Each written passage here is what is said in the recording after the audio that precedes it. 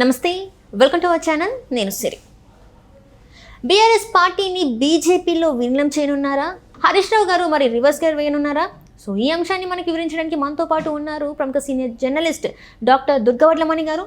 నమస్కారం మేడం. నమస్తే అండి. మనం ఇప్పుడు చూస్తున్నట్టయితే మరి బీఆర్ఎస్ పార్టీని బీజేపీలో విలీనం చేస్తున్నట్టు మరి వార్తలు వస్తున్నాయి. మరి ఇందులో ఎంతవరకు వాస్తవం ఉంది, ఏంటంటారు? మరి మోదీ నిన్ను దేశం నుంచి తరిమేస్తాం, మా రాష్ట్రానికి నిధులు ఇచ్చేటోనే తెచ్చుకుంటాం, నీ ఢిల్లీ కోటను బద్దలు కొట్టేస్తాం అని 13 నెలల క్రితం కేసీఆర్ వరంగల్ సభలో అన్నారు. 13 నెలల క్రితం కట్ చేస్తే ఇప్పుడు ఎలా ఉంది? సీన్ మారింది, సీన్ రివర్స్ అవుతుంది. బీఆర్ఎస్ చేశాకే టీఆర్ఎస్ పరిస్థితి తలకిందులైపోయింది. ఇప్పుడు సత్యం ఉండేది, గుర్తుందా మీకు? సత్యంతో పాటు వాళ్ళు దాన్ని తలకిందులు చేసి మెటా చేశారు. చేశాక ఏమైందండి? మొత్తం గల్లంత అయిపోయింది కదా. ఎప్పుడూ కూడా తొందరపాటు చర్యలు కూడవు. కేసీఆర్ అహంకారంతో చక్కగా టీఆర్ఎస్ ఉంచుకుని తెలంగాణ బేస్ మీద వచ్చావు. నువ్వు తెలంగాణను ఉంచుకుని నువ్వు సజావుగా ఉండుంటే, నువ్వు అసెంబ్లీకి వచ్చి ఉంటే, నీ ఫామ్ హౌస్ వదిలిపెట్టి ప్రజలతో మమేకం అయ్యి ఉంటే నీ పరిస్థితి వేరేగా ఉండేది. అందుకనే అహంకారం తలకెక్కకూడదు. ఏమైందండి? ఈ ఎన్నికల్లో కాంగ్రెస్ వచ్చింది. కాంగ్రెస్ వచ్చాక నీ పరిస్థితి ఏమైంది? మొన్న ఎంపీ ఎలక్షన్స్ ఏమయ్యాయండి? ఒక్క సీట్ తెచ్చుకున్నాడా? 16 పాయింట్ అంతా వచ్చింది పర్సంటేజ్. బీజేపీకి 8 సీట్లు వచ్చాయి, కాంగ్రెస్కి 8 సీట్లు వచ్చాయి. ఇవన్నీ మనం ముందే చెప్పాం. ఇప్పుడు ఏమైతోంది? రోజుకో ఎమ్మెల్యే వెళ్ళిపోతున్నాడు. ఇప్పుడు 10 మంది వెళ్ళిపోయారు. లాస్య నందిత పోయారు కాబట్టి 39లో 38 అనుకోండి. 38లో 10 మంది వెళ్ళిపోయారు. ఇంకొక 16 మంది వెళ్ళిపోయారు అనుకోండి, ఏమవుతుంది? సిఎల్పి ఉండదు కదా. మనం ఎందుకు చెప్తున్నామంటేనండి, ఈయన చేసిన తప్పిదాలు ఈరోజు ఆయనకి ఏం చేయాలో దిక్కు తోచట్లేదు. ఎందుకంటే ముందు కూతురు అక్కడ జైల్లో ఉంది, లిక్కర్ స్కామ్లో. ఆవిడకి హెల్త్ డిటీరియరేట్ అవుతుంది అంటున్నారు. ఎంతైనా బిడ్డ మీద ప్రేమ ఉంటుంది కదా. ఆయన వెళ్ళటలేదు అక్కడికి. ఏ మొహం పెట్టుకుని వెళ్తాడు? ఇప్పుడు ఢిల్లీలో ప్రగల్భాలు పలికి వచ్చాడు. మహారాష్ట్రకి ఒక 500 కాన్వాయ్తో వెళ్ళి ఇంకా కాబోయే పిఎం అనుకున్నాడు. ఇన్ని చేసి ఈరోజు ఏం చేయగలుగుతున్నాడు? శాసనసభకు వస్తున్నాడా? రాలేకపోతున్నాడు. ఇప్పుడు ఉండే ఒకే ఒక ఆప్షన్ ఏంటంటే, బీజేపీ ఏమంది? కవితను అప్రూవర్గా మారమని అడిగింది. దానికి కేసీఆర్ ఒప్పుకోలేదు. ఇంకా ఉండే ఒక్క ఆప్షను ఇప్పుడు బీఆర్ఎస్ని బీజేపీలో విలీనం చేయడం. సో ఇది ఎవరికి ప్లస్ అవుతుంది? ఇటు బీఆర్ఎస్కి ప్లస్సే, అటు బీజేపీకి ప్లస్సే. మీకు గుర్తుంటే కనుకైతే గత ఎన్నికల్లో 2019లో తెలుగుదేశం జనసేన విడివిడిగా పోటీ చేశాయి. వాళ్ళకు వచ్చిన పర్సంటేజీలు చూస్తే రెండు కలిపి పోటీ చేస్తుంటే మంచి ఇది వచ్చేది.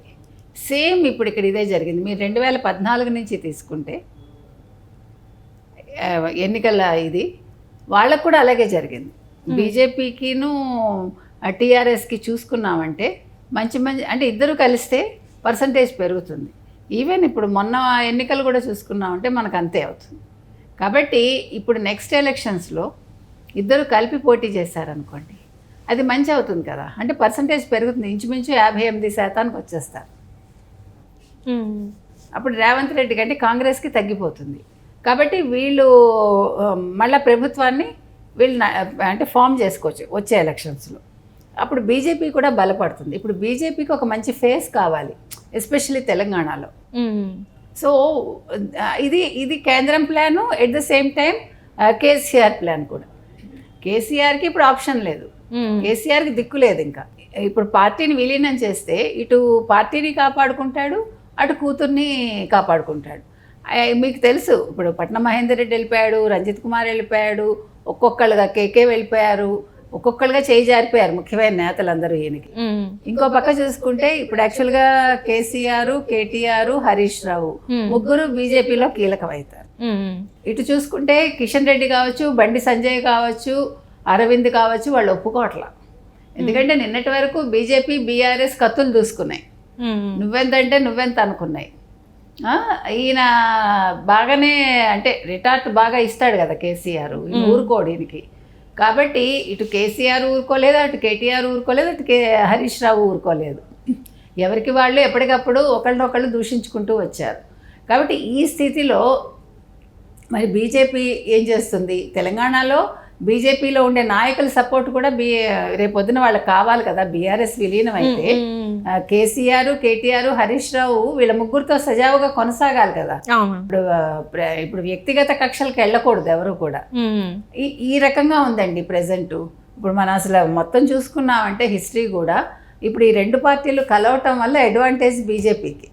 ఎట్ ద సేమ్ టైం మళ్ళీ వీళ్ళ ముగ్గురు కూడా మళ్ళా వీళ్ళు రాజకీయాల్లో కొనసాగుతారు, మంచి పొజిషన్లోకి వస్తారు. ఈ డీల్ కుదిరితే కనుక అయితే ఏం కావాలి అనేది తర్వాత వీళ్ళు ఆలోచించుకుంటారు. సో దీనికి ఒప్పుకుంటే కనుకైతే మరి వీళ్ళ ముగ్గురికి ఏం పొజిషన్స్ ఇస్తారనేది కూడా పెండింగ్లో ఉంది. ఇంకో పక్క చూసుకుంటే ఇప్పుడు ఢిల్లీ ఎలక్షన్స్ ఉన్నాయి కాబట్టి ఇప్పుడు ప్రెజెంట్ వీళ్ళని ఆపారు బీఆర్ఎస్ విలీనం కావద్దని. దానికి రీజన్ ఏంటంటే ఇప్పుడు కేజ్రీవాల్ ఆల్రెడీ అక్కడ లిక్కర్ స్కామ్లో ఉన్నాడు. ఇప్పుడు ఢిల్లీ ఎలక్షన్స్లో రేపొద్దున ప్రశ్నిస్తాడు కదా కేజ్రీవాల్, మీరు కవితకి సపోర్ట్ చేస్తున్నారు, కవితను బయటకు తీసుకొస్తున్నారు, నన్ను తీసుకురాలేదంటాడు.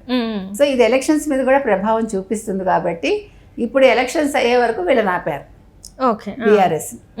సో ఎలా ఉంటాయో చూడండి రాజకీయాలు. అంటే ఒకప్పుడు రాజకీయంగా ఉంటే ఇప్పుడు రాజకీయం వ్యక్తిగత ప్రయోజనాలకి అంటే దానికి బేస్ చేసుకుని నడుస్తున్నాయి.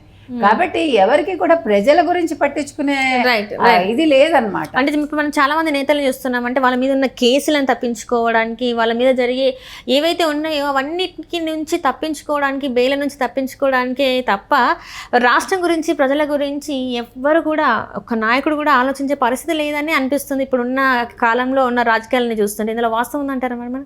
100%. ఎందుకంటే వీళ్ళు ఎప్పుడైతే అవినీతిలో కూరుకుపోతున్నారో, ఎప్పుడైతే అక్రమాలు చేస్తున్నారో, దౌర్జన్యాలు చేస్తున్నారో, తప్పు మీద తప్పు చేసుకుంటూ వస్తున్నారో, లేకపోతే కవిత పోయి లిక్కర్ స్కామ్లో ఇరుక్కోవటం ఏంటండి? అంత సంపాదించుకుని, అంత డబ్బు ఉండి, అంత ఆస్తి ఉండి, ఒకప్పుడు నాకు ఇల్లు లేదు అన్న పెద్ద మనిషి ఈరోజు అంత పెద్ద ఇల్లు ఎలా వచ్చిందండి?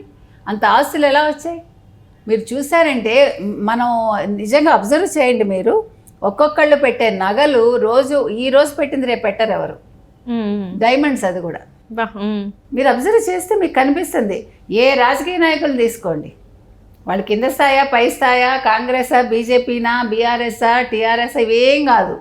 ప్రతి వాడు అంటే వాళ్ళ తల్లిదండ్రులు రిచ్ అయితే అది వేరే విషయం. అంటే వాళ్ళకి పరంపరగా ఉన్నా, లేకపోతే తండ్రులు ఆల్రెడీ సంపాదించి పెట్టి, లేకపోతే భర్తలు సంపాదించి పెట్టి అలాంటి వాళ్ళు ఎక్సెప్షన్. అలా కాకుండా నిన్నటి వరకు ఏమీ లేకుండా ఇవాళ రాజకీయాల్లోకి వచ్చిన వాళ్ళని మీరు గమనించారంటే అసలు ఎంత వ్యాస్ట్ డిఫరెన్స్ చూస్తామంటే ఇంత డబ్బు ఎలా వస్తుంది, ఎక్కడి నుంచి వస్తుంది అంటే ఈ తప్పులు చేయబట్టి వీళ్ళు ఎక్కడో ఒక చోట కాంప్రమైజ్ అయ్యి వీళ్ళ రాజకీయ జీవితాన్ని తాకట్టు పెట్టి ప్రజలతోటి ఆడుకుంటున్నారు. రాష్ట్ర అభివృద్ధి అనేది వాళ్ళకి కనిపించట్లేదు, వ్యక్తిగత ప్రయోజనాలు. ఇప్పుడు కాళేశ్వరం మనం చూస్తున్నాము. ఇప్పుడు ప్రతి ఒక్కటి రేవంత్ రెడ్డి బయటకు తీస్తున్నాడు, ఉక్కిరి బిక్కిరి అవుతున్నాడు కేసీఆర్. విద్యుత్ దాని మీద కూడా ఇప్పుడు అతనికి వెళ్ళింది నోటీసు. ఇప్పుడు అతను చైర్మన్ని మార్చి అతనితోటి మళ్ళీ ఇప్పుడు అతను వచ్చి మాట్లాడాలి కదా, అతను సంజాయిషి ఇచ్చుకోవాలి. ఇవన్నీ నీకు అవసరమా? నిన్ను ప్రజలు నమ్మి ఒక తెలంగాణ నేతగా నిన్ను గుర్తించి, సరే నీ వల్ల వచ్చిందో విద్యార్థుల వల్ల వచ్చిందో తెలంగాణ వచ్చింది, 10 ఏళ్ళు హ్యాపీగా నువ్వు ఎంత బాగా పాలించాలి. నువ్వు అసలు అంటే నీ చిట్ట చివరి ఊపిరి వరకు కూడా నువ్వు ఒక నాయకుడిగా ఉండేవాడివి, సవ్యంగా ఉండుంటే. అవసరమైంది. ఎంత డబ్బు సంపాదిస్తే వీళ్ళకి తృప్తి ఉంటుందండి? ఏం పోగొట్టుకుంటున్నారు వీళ్ళు? వీళ్ళ గౌరవాన్ని పోగొట్టుకున్నారు, వీళ్ళు ఒక గుర్తింపు పోగొట్టుకున్నారు. సరే సంపాదించుకున్నావు, కానీ ఏం చెప్పుకుంటారు ప్రజలు? తెలంగాణ తెచ్చాడు, డబ్బులు సంపాదించుకున్నాడు అంటారు అంతే. కాబట్టి ఒక కేసీఆర్ అనే కాదు, మనం చెప్పేది ఏంటంటే నాయకులకి దయచేసి ప్రజల గురించి ఆలోచించండి, ప్రజలకి మీరు అభివృద్ధి చేయండి, ప్రజలకి మంచి చేయండి అని కోరుకుంటున్నాను. Right, thank you so much.